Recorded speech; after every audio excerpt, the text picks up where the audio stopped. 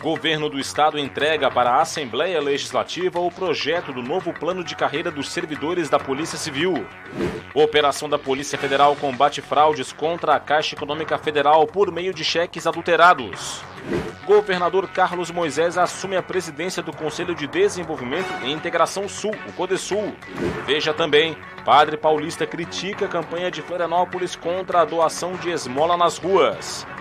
E ainda, amanhã, 1º de dezembro, é o Dia Mundial de Luta contra a AIDS. O número de casos da doença diminui em Santa Catarina. Está no ar o Band Cidade com Rodrigo Cardoso. Olá, uma boa noite para você. A gente começa o Band Cidade de hoje com um projeto de lei que altera o plano de carreira dos profissionais da Polícia Civil em Santa Catarina. Projeto que foi entregue hoje na Assembleia Legislativa.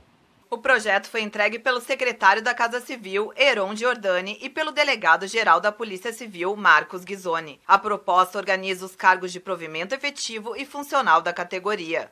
É um projeto que vai trazer uma reestruturação para a Polícia Civil, vai permitir contratações em maior número e, mais que isso, vai valorizar o nosso capital mais importante, que é o capital humano.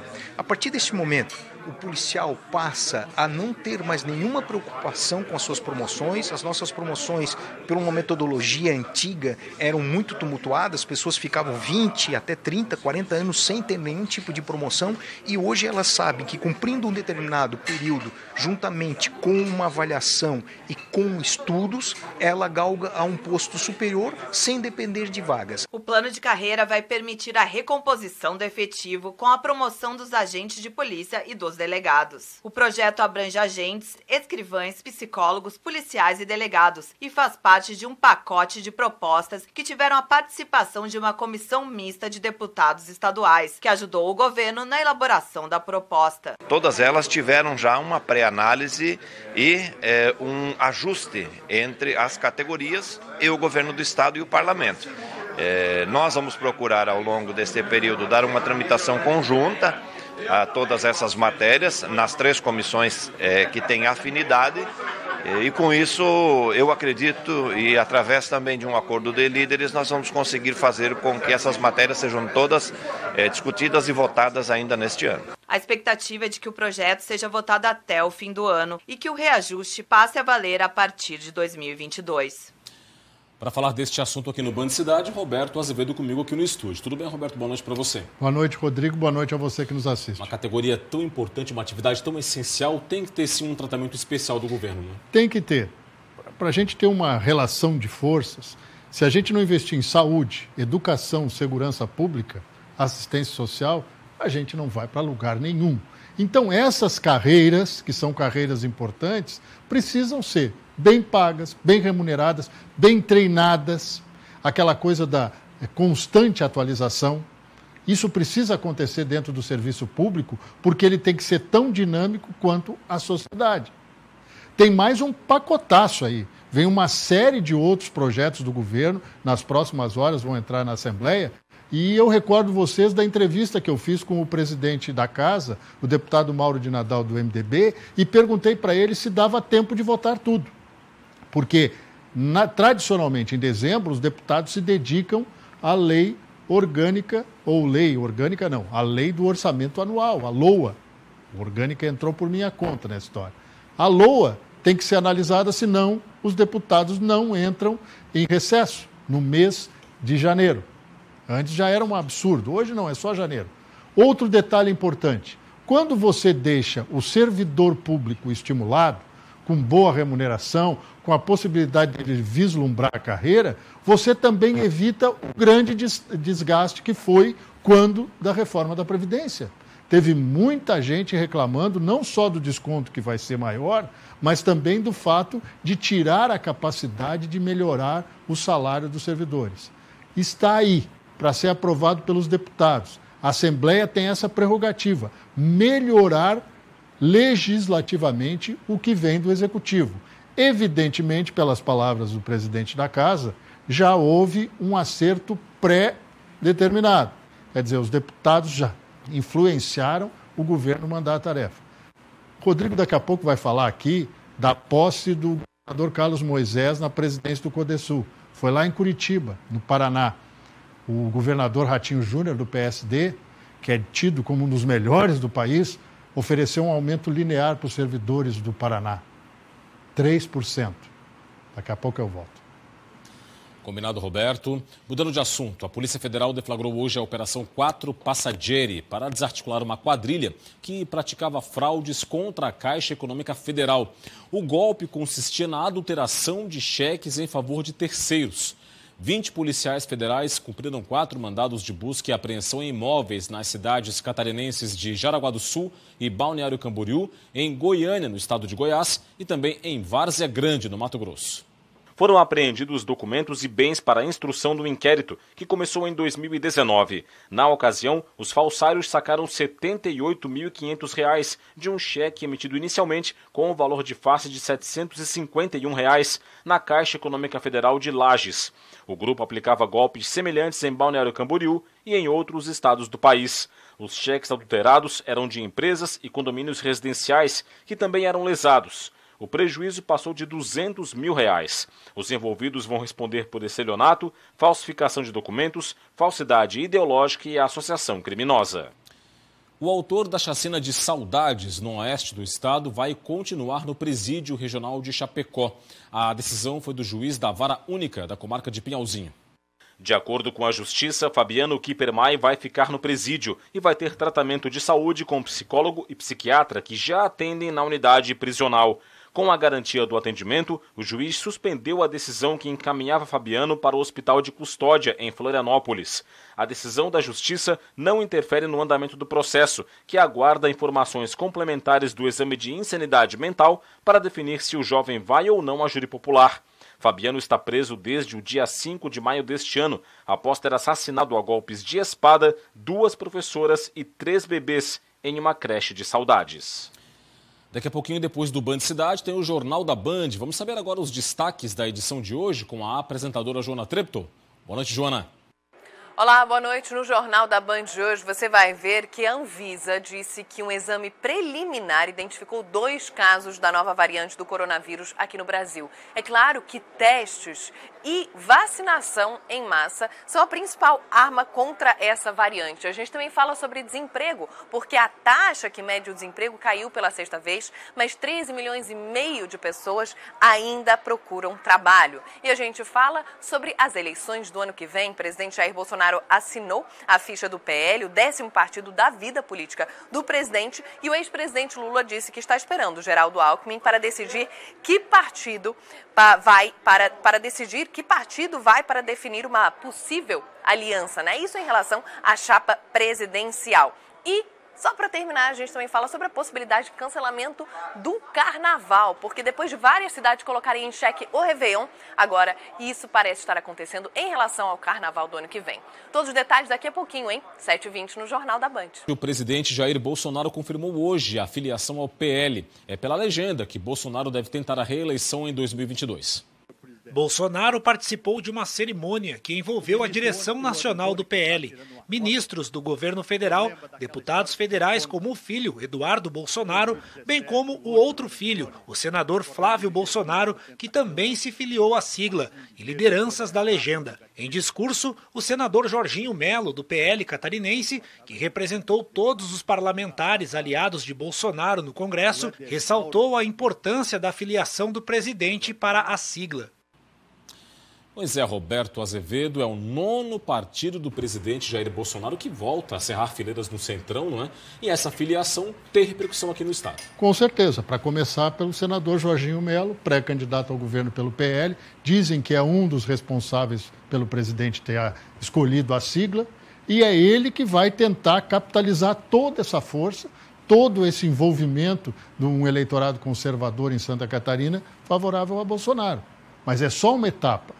O importante no discurso do presidente, que aliás durou exatos 17 minutos, foi uma solenidade rápida, menos de 1 hora, que bom que todas fossem assim.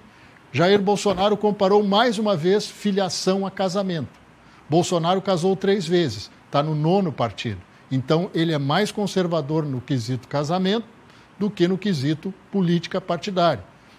Pouco importa para ele qual é o partido que ele está. Ele vai jogar o patrimônio eleitoral dele para tentar a reeleição embora hoje, até para cumprir a legislação, diga que não está se lançando pré-candidato a nada.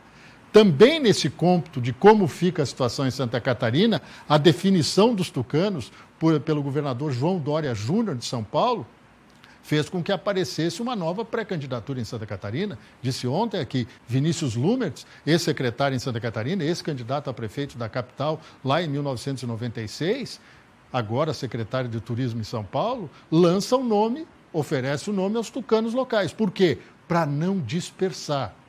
Porque é óbvio que os tucanos de Santa Catarina queriam Eduardo Leite, governador do Rio Grande do Sul. E agora podem ir para o colo de qualquer um, até do governador Carlos Moisés, que tem a missão mais difícil. Não escolheu um partido ainda, fala-se no MDB tem pouca resistência, mas tem. E se ele for para o Republicano, que é um partido menor, Carlos Moisés corre o risco de não conseguir construir uma grande aliança. Por isso que essa história de que vai deixar para o último momento para escolher o partido é balela. Quem abriu essa exceção foi Jair Bolsonaro. E todo mundo vai fazer o que ele fez. Escolher um partido logo, porque o importante agora é fazer a composição e não ficar dizendo que a garantia sou eu. Dito isso, um grande abraço e até amanhã. Até amanhã, Roberto. O governador Carlos Moisés assumiu a presidência do Conselho de Desenvolvimento e Integração Sul, CODESUL. Moisés vai substituir Ratinho Júnior, governador do Paraná, à frente do órgão. A posse foi no Palácio Iguaçu, sede do governo do Paraná. Em discurso, Carlos Moisés defendeu ações conjuntas para melhorar a infraestrutura e a integração nos 4 estados membros do CODESUL. Um dos principais destaques foi o investimento no modal ferroviário. Nós temos um ambiente sustentável em desenvolvimento. Ao mesmo tempo, ações de integração, como foi falado aqui, na malha ferroviária, que demanda naturalmente a integração dos estados. Nós estamos falando de logística e transporte. Portanto, aqui, conversar e falar a mesma língua dos 4 estados, Mato Grosso do Sul, Paraná, Santa Catarina e Rio Grande do Sul. O conselho foi criado em 1961 pelos 3 estados do sul do país, Santa Catarina, Paraná e Rio Grande do Sul. Em 1992, o estado do Mato Grosso do Sul, que pertence à região centro-oeste do país, passou a fazer parte do CODESUL. O Conselho fortalece o desenvolvimento e coloca os 4 Estados-membros em um único patamar de desenvolvimento econômico e social. Agora as informações da pandemia de Covid-19. 9 pessoas morreram nas últimas 24 horas aqui no estado, vítimas da Covid-19, do coronavírus. Com essas mortes, chegou a 992 as vidas perdidas para a doença desde o início da pandemia, o que é muito triste, muito lamentável. 704 novos casos foram confirmados de ontem para hoje. Total subiu para 1.232.912, com 1.208.847 pacientes que se recuperaram da contaminação. 4.073 casos seguem em acompanhamento, são os chamados casos ativos que ainda podem transmitir o vírus. 34,42% é a ocupação de leitos de UTI adulto Covid no estado, com 444 leitos vagos atualmente. E a vacinação está da seguinte maneira, de acordo com o vacinômetro atualizado para você.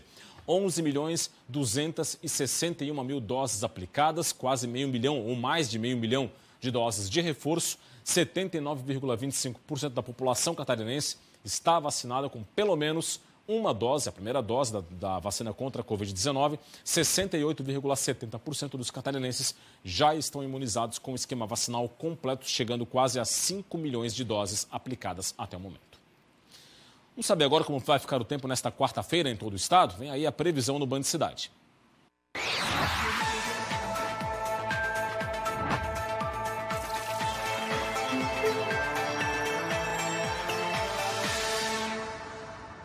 O dia vai ser de sol em Santa Catarina, com mais nuvens entre a serra e o litoral. À tarde, pancadas de chuva no litoral sul e à noite na Grande Florianópolis e litoral norte.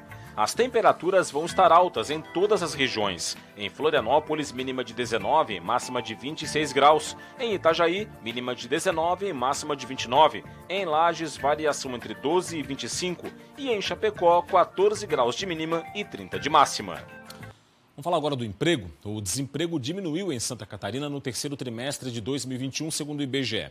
A taxa ficou em 5,3%, uma queda de meio ponto percentual em relação ao segundo trimestre. É a menor taxa do país. A redução foi de 18,2% na comparação com o terceiro trimestre de 2020. Já a informalidade cresceu no estado. 26,6% foi o índice, um aumento de 4,2% em relação ao segundo trimestre.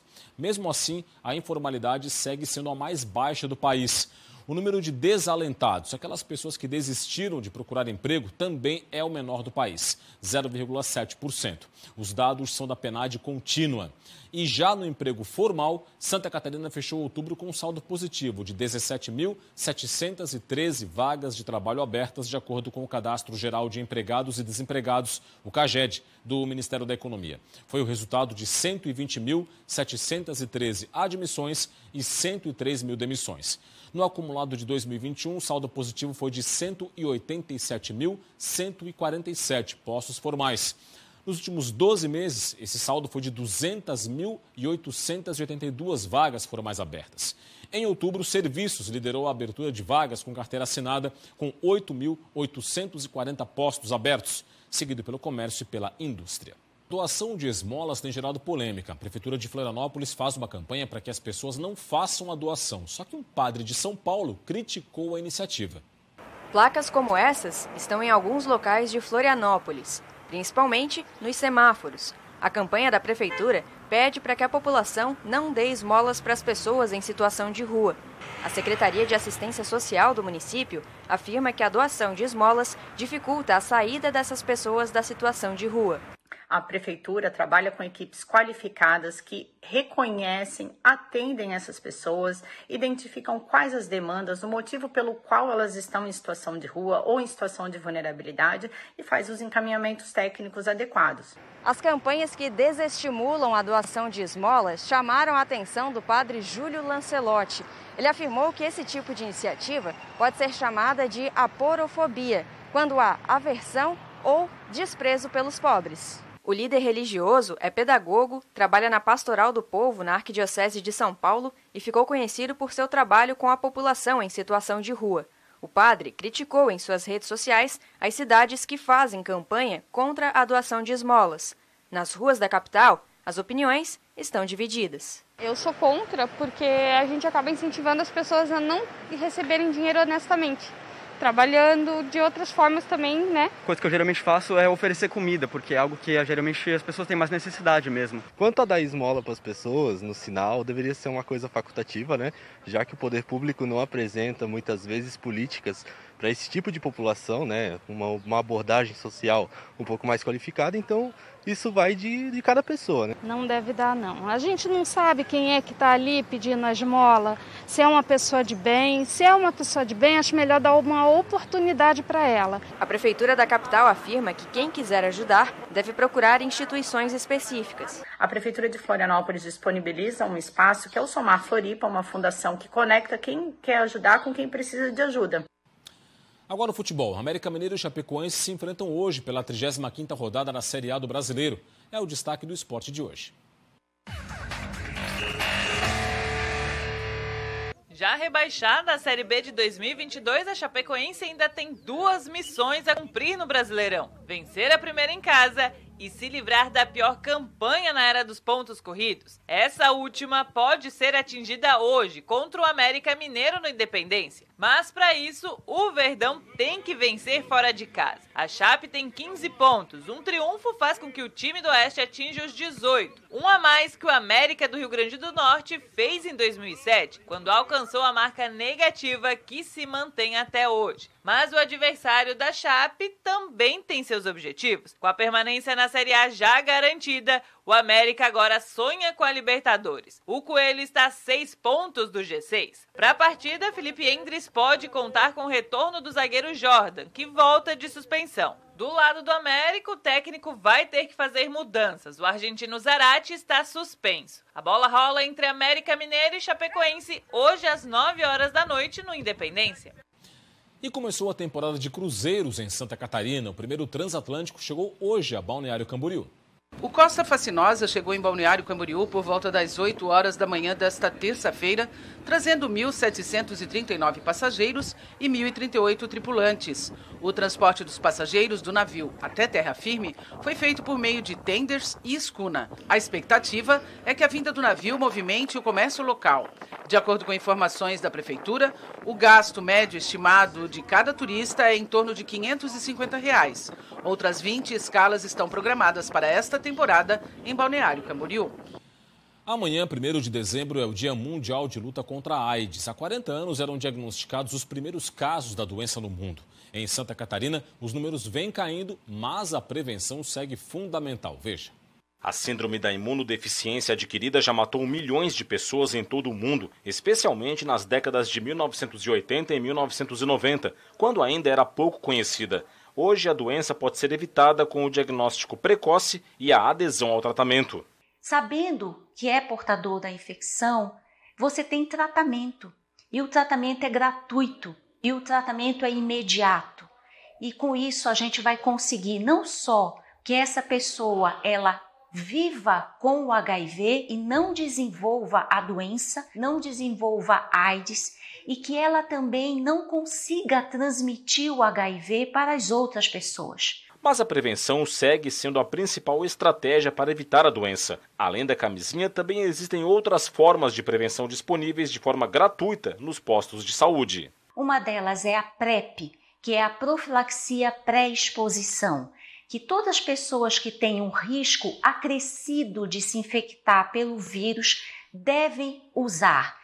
De acordo com a Vigilância Epidemiológica, em 2019 foram diagnosticados 2.169 casos de infecção por HIV em Santa Catarina. Em 2020, o número baixou para 1.618. Com relação aos casos de AIDS, houve redução de 1.236 em 2019 para 884 em 2020. E é isso, ficamos por aqui com o Band Cidade de hoje. Vem aí o Jornal da Band, fique ligado. Para você um forte abraço, muito obrigado pela audiência, boa noite e até amanhã. Tchau, tchau.